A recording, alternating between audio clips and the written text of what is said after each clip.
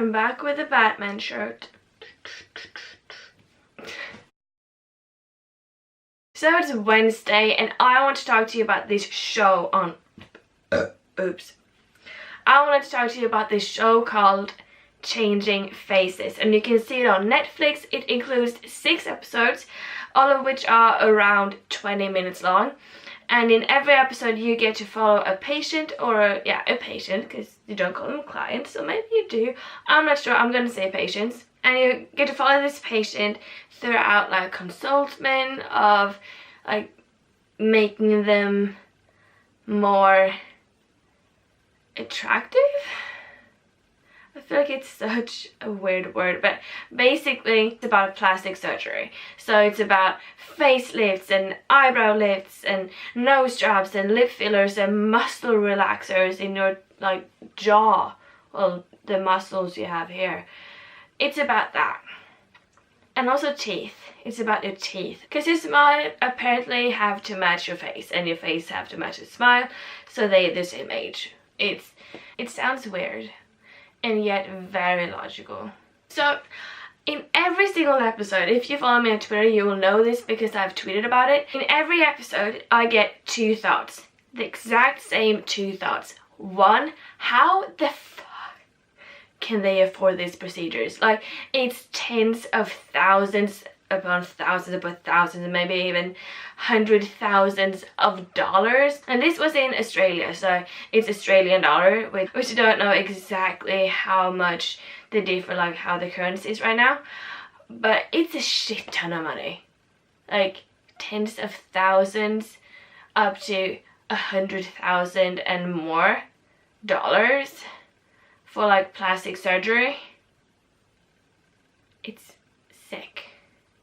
Like, it baffles me because it's so expensive, and some of these people are like 24 years old and they can afford that. Like, are you taking out a loan to do this procedure? Because if you do, I mean, it's fine. I'm not judging. I'm just sincerely, genuinely curious how you can afford it, because it's so much money.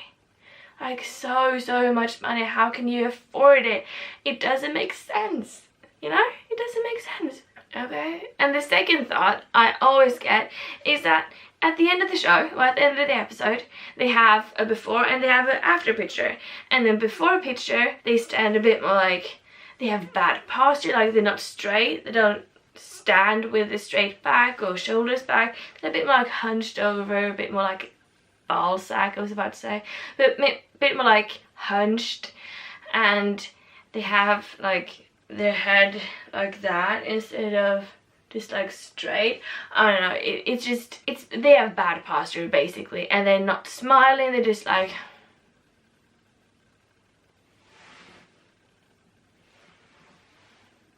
that's how they look. And the lighting is a bit like grayish. And then they have the after picture. They stand like tall and they straighten up a bit, and the shoulders are back and head is more like up and not like into your neck like it was in the before, but it's more like, it's normal if you say so. And they're smiling and they've got makeup on and their hair is fixed. And they were completely bare of makeup, or at least very natural makeup, like maybe just some powder to mattify the skin so they're not that oily on camera with the lights. And the lighting in the after picture is like a warm, more natural kind of lighting. Of course there are going to be differences. Like, seriously? You can't have bad lighting, bad posture, and not smiling with no makeup in the first picture, and then in the after picture you have a good lighting, they have good posture, they're smiling, and they have the hair and makeup done. It doesn't make sense. Like, of course they're going to look better in the after picture because everything is done. Like, everything is done. done. Just lighting does so much for how you look in the picture. Like if you have the same lighting, that would make a vast difference. Is that a word? Make them justice, like make the before picture justice to the after picture. Have the same lighting, make them stand the same way, make them wear the same way. If they're going to have makeup and hair done in the after picture, make sure they have it in the first picture as well, because otherwise it doesn't make the procedures or the non-procedures justice. That's how simple it is, because they get enhanced if the lighting's better in the after picture, if they have a straight back, if they have the shoulders back, if they're smiling, if they have a facelift and they're smiling, it's going to get enhanced. Like that's just common fucking sense. It's going to get enhanced. If you have your hair back, like your hair up in the after picture, you get kind of like a natural like facelift. That's going to enhance the facelift you already have, like the actual facelift. It's going to enhance that, and with good lighting and you smiling, of course it's going to look better. Like, are you kidding me? And what makes me really annoyed with this is that people will look at this and they will see the before and after pictures and they will be like, damn, I need to do that. Like, I need to do that. If she can look like that, if they can look like that, I can look like that. Like, I'm going to get those procedures and I'm going to look like that, because you see how they looked in the before picture, see how they look in the after picture, so much better. Like, are you kidding me? I'm gonna save my cash, save my money, save my coins, and I'm gonna pay for that procedure and I'm going to look exactly like that. I'm going to be so much happier.